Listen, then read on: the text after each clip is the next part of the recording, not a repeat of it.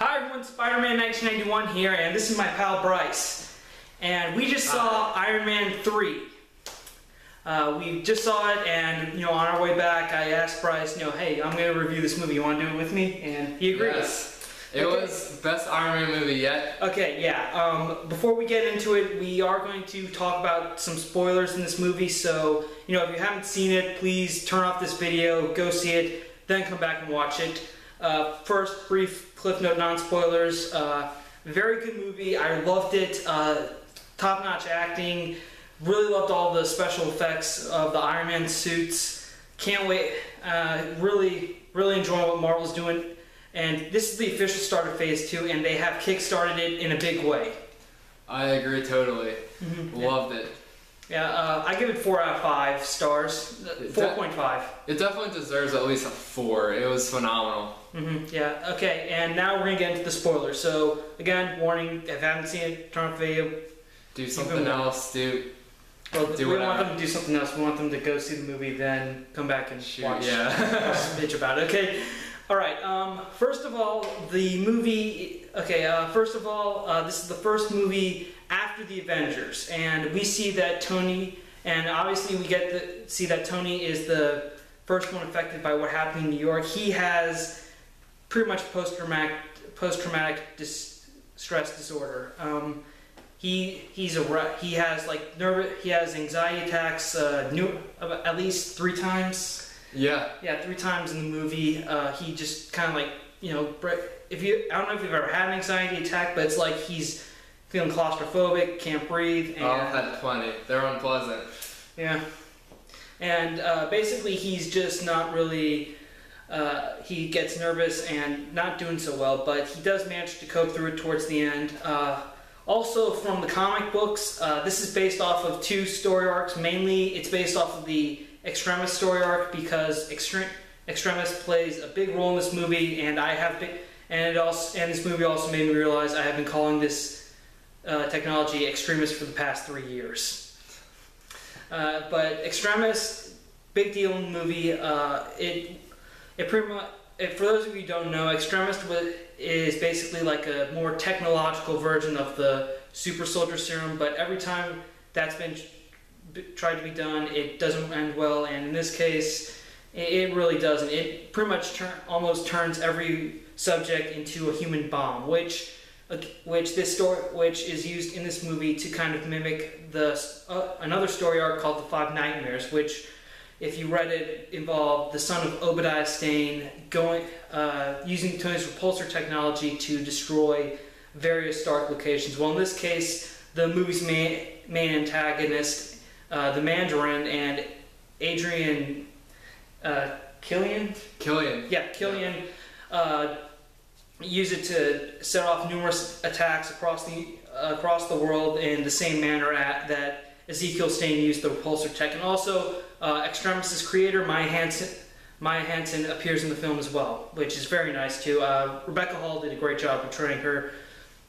Really liked her character a lot. Yes. Now, something I really enjoyed about the movie, there is an extreme twist. Now, of course, the Mandarin, he was the main target behind the whole scheme. The main villain. We saw him in the trailers and everything. Right. So, me and Lewis, we both thought, hey, this is the guy behind everything, but once they tracked him down, they figured out that he was just an actor. Yeah, I know.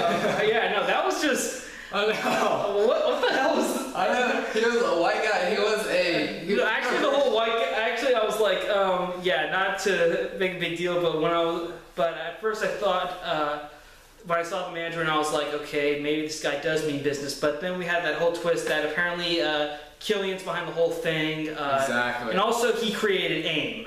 AIM, Advanced Idea Mechanics, in this movie. So AIM's now officially a part of the Marvel Cinematic Universe, which is amazing. And a lot of Marvel fans know that they're a big deal. They're a big threat. Avengers, almost every hero has dealt with them on numerous occasions. But unfortunately, there are no hazmat beekeeper suits worn by the henchmen in this movie. So no.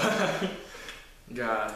But also, other than the whole Mandarin, but the Mandarin twist was good. I'll give them that. That was just something I didn't see coming, and I wonder how many people felt the same way. I bet a number of people, and And I wonder how most of the comic book fans feel about that. That the Mandarin isn't really the big threat that he is in the comics. That's threw me off. Yeah.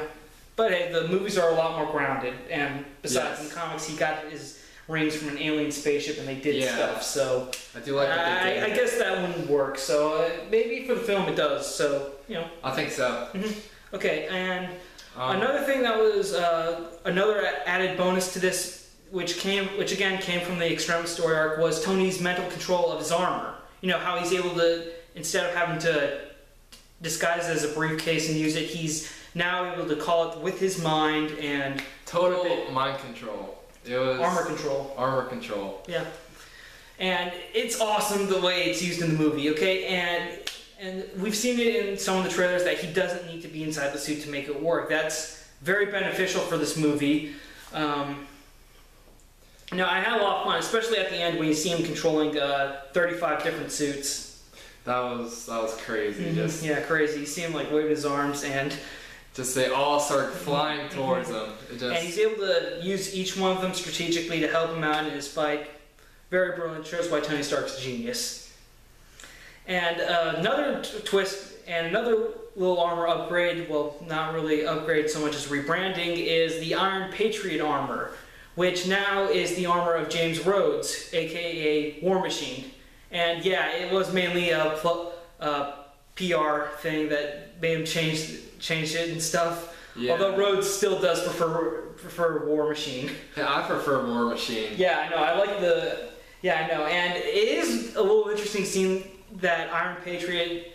I mean, that's exactly what the Iron Patriot was at the start when it was used in the comics. It was used as a PR thing that was thought of by Norman Osborn when he was given control of the Avengers after Secret Invasion, and at the beginning of Dark Reign, he took one of Tony's old armors, he repainted it, made it more patriotic, and became the Iron Patriot. And now that's genius marketing right there.